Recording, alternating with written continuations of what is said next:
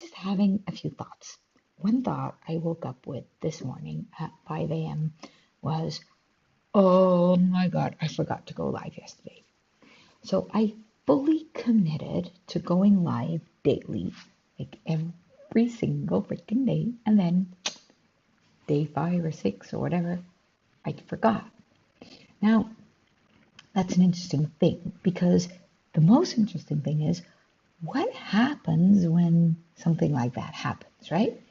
Now, my mind immediately starts to tell me, oh, you see, you can't even commit to one thing. The only thing you were supposed to do was go live, at minimum, tell people that you're not going live today, just going live for 3 seconds. And day 6, you're already not doing it too late. That's one thought. The other thought immediately followed by that is it's I don't really know if anybody cares if I do it daily, right? That's just me committing to that. So is it really something to beat myself up about? I forgot a day. Let's get back on track.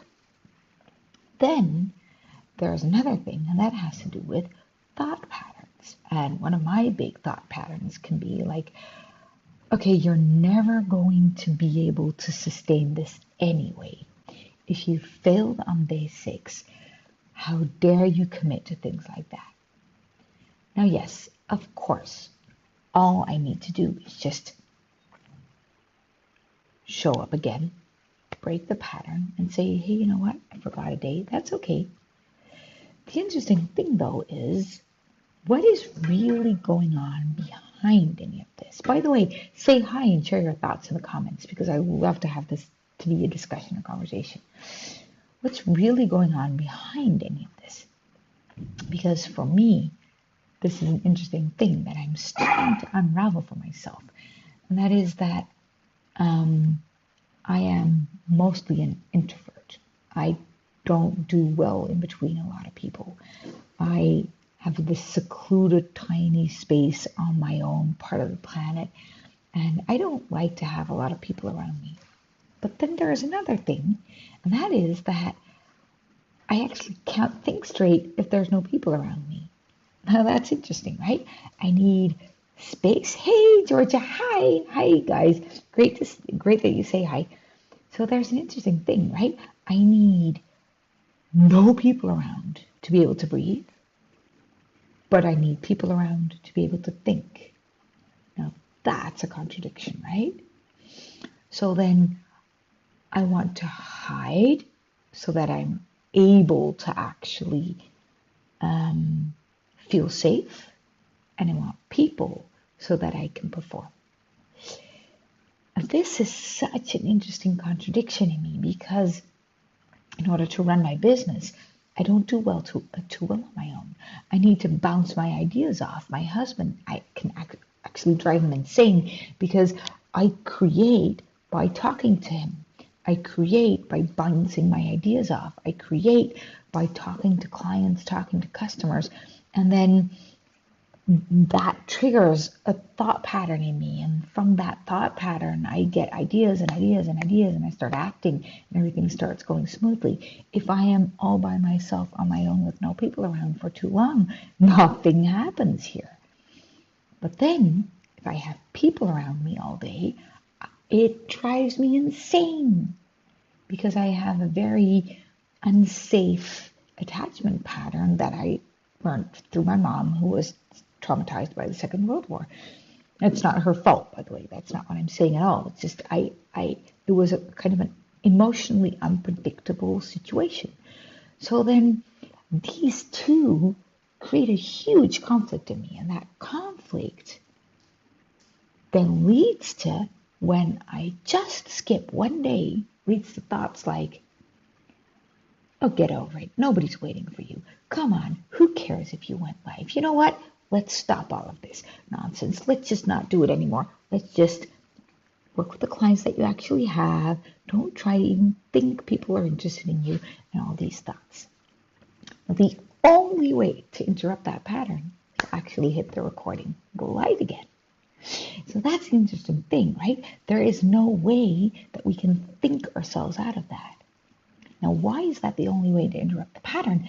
Because now I'm talking with you guys. That's why I love that you guys are commenting, because then it's an interactive conversation. It feels to me like, by the way, I can't see all of your names out here. I see people saying hi. I see Georgia. Because I'm broadcasting through Ecamm Live, and somehow I cannot always see the names of everybody who's saying hi here. It's broadcasting to a few different channels. But it's interesting because I know there's people watching. I know there's people responding. Georgia says hi. Somebody else is entering the conversation. So that gives me the feeling of, wow, yeah, we're connected. And from that feeling of, yes, we're connected, immediately all this mind bullshit, which it really is, disappears, and I start performing again. This is, by the way, exactly what happens when I speak. I'm a speaker. A lot of you know that, or maybe you don't. I'm a public speaker. I've been speaking all over the world, well, mostly America and Europe. But then the same happens if I have a speaking engagement. I think for the week leading up to it, every single day, there's all these thoughts of, let's cat. So you know what? Nobody's really waiting for you. Let's give the other speakers more time. Who really wants to hear from you anyway? But then I know that all of that nonsense disappears the moment my feet hit the stage. So then what we need to do in order to deal with that is basically two things. One is, it's just thoughts.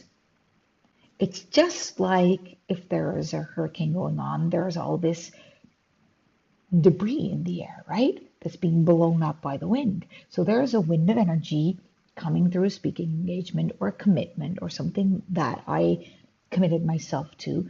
And then there's all this debris from the past coming up in the air. Now, my mind wants to hold on to all of that debris. And that is actually the worst thing we can do. But then, on the other hand, focusing on the fact that that's going on is also not going to work. But then just saying to yourself, oh, you know what, just let it go, is also not going to work, because there's also a pattern of fear and trauma coming with the debris. So there's strong feelings of that I need to shut myself down. I need to stop everything. I need to hide. And that's a trauma response that's also there. We cannot just let it go, because trauma is also physical. It's in your body. It's a very physical response. So then the interesting thing is, what I really need to do is sit with these feelings and let go of the thoughts. But that's hard because it triggers so many things. So then what we need to do is navigate this in a very different way than we're used to. Now, if we push through, we're just negating the fact that it's trauma leaving our body. And if we just push through trauma, actually, we will re-traumatize ourselves. And don't get me wrong, because I have spoken to so many speakers who just keep pushing themselves, yes. But then we lose the ability to feel and sense what's going on in the audience. And then we're just there with this wall around us, energetic wall, and we put roses or whatever between us and the audience. But that doesn't cut it, because if that's all we do, then we are here and the audience is there, and we lose the very significant, very small, very sensitive connection with that audience. On the other hand, if all we do is hide so that we don't have to go live, then we miss our own opportunity for healing and for bringing our gifts into the world. So this navigation that I call pendulating in between trauma response and health is what we need to do. So what we really need to do here is to create a pattern that is consistent. So for instance, I committed to going live every day.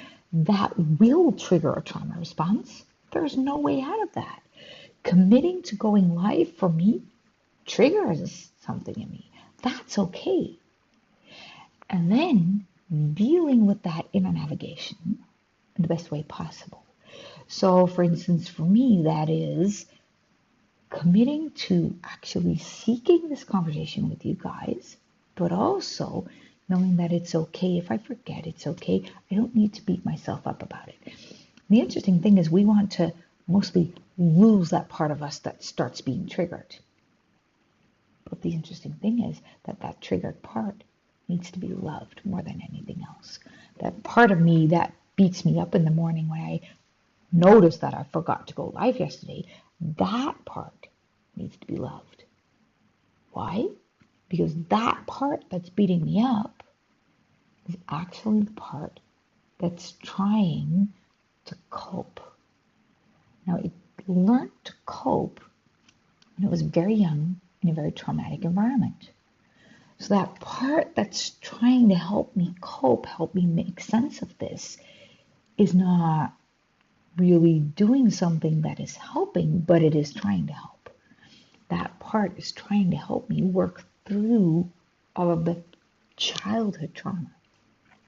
So then what I need to do is I need to get that part and love her more than anything. So that part that's trying to beat me up, that's trying to tell me push through or hold back, or you know what, let's stop all this business and move to a different part of the world where nobody can find us, because that's also what's going on. Either move and hide and absolutely not move at all anymore, or die, or whatever equivalent there is, right?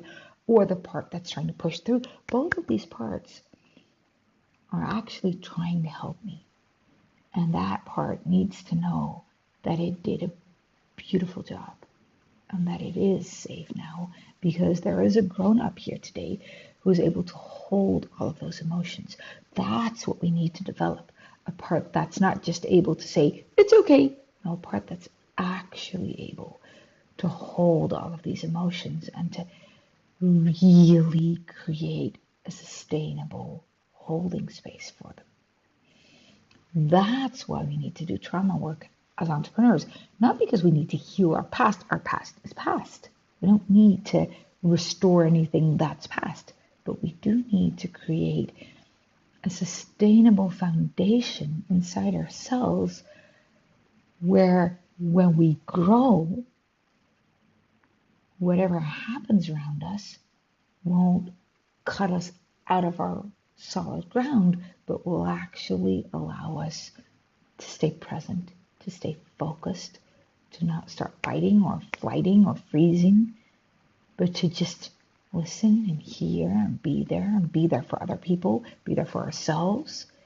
And I don't know of any thing in the world today that can heal us in that way as a business can, and as showing up can, and as actually going through all this marketing and bringing your product, and most importantly, bringing your energy to the world.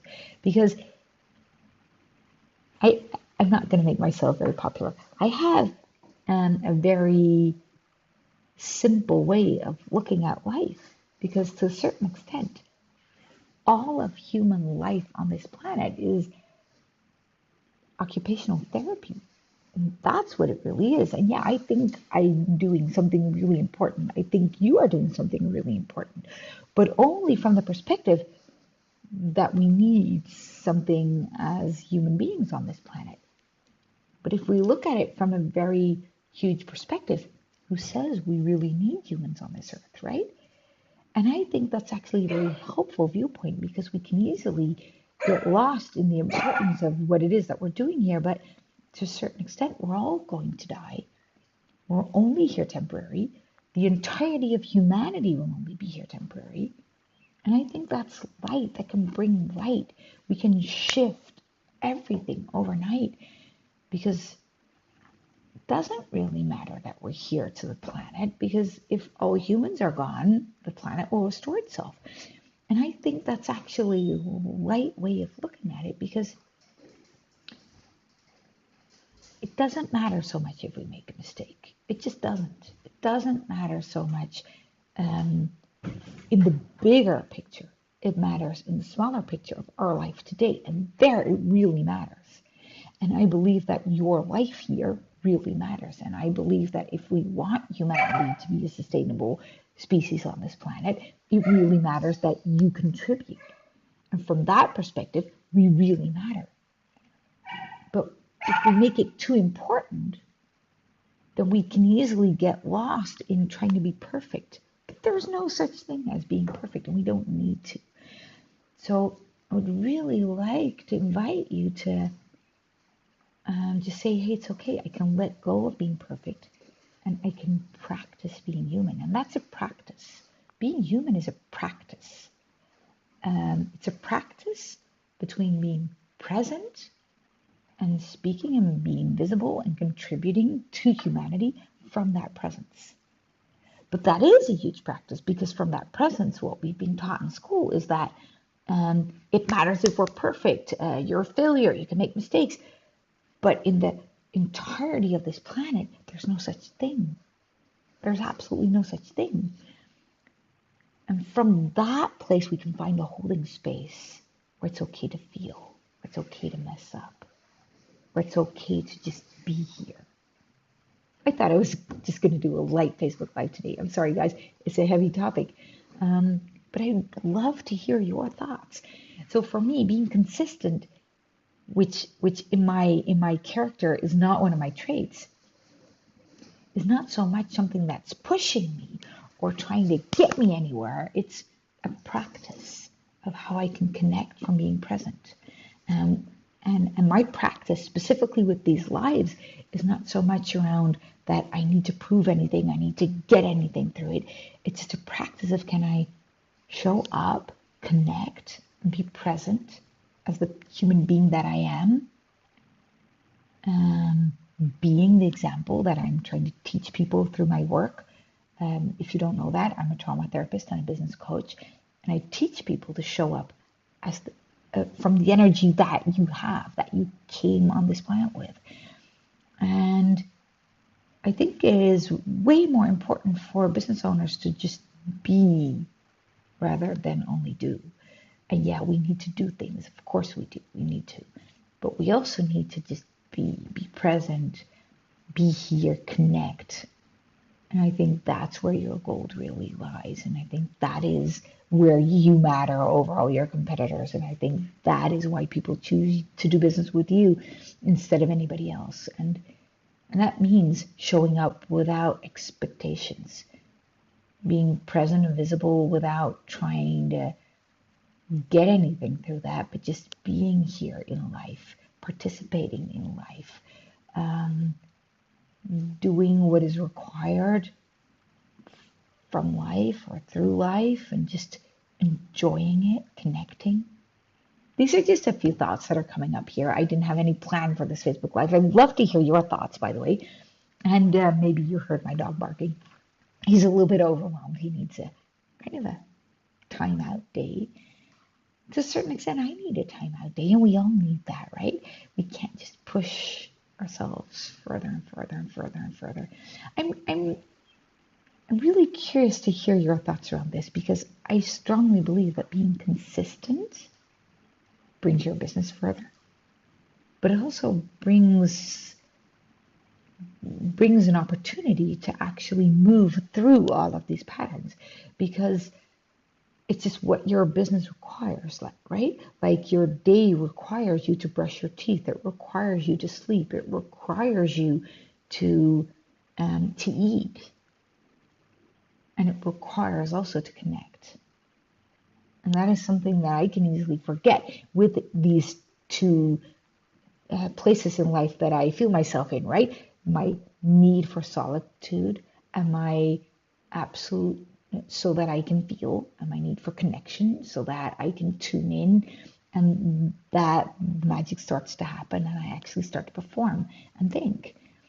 So my thoughts follow from connection and my feelings follow from solitude, and all of this needs to be working together. So then consistency in showing up is one of these needs, just like brushing my teeth, sleeping, eating, drinking, loving, all of these things we need. And then my mind starts to interfere, saying, oh, well, let's just skip a day. I wouldn't think of skipping a day of brushing my teeth, because I don't know, I wake up awful when I do. and my consistencies of practice in that way. So I'm really curious to hear your thoughts. Put them in the chat if you want to. And I'll be back tomorrow. I'm going to look at my dog right now because he's really calling me. He needs me to be there for him. So I'm going there. I hope you have an amazing day and see you tomorrow.